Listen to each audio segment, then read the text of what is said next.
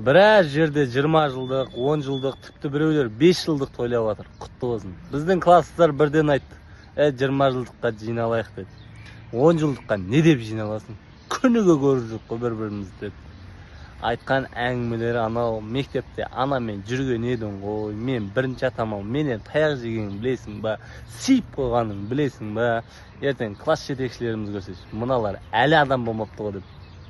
Үмітін үзбесін деп 20 жылдыққа бірден жиналамыз деп шештік. Класстас қыздардан ұят шығар. Ертең 10 жылдыққа ұйымдастырып барыпсың. Күйеулерінен ұят шығар.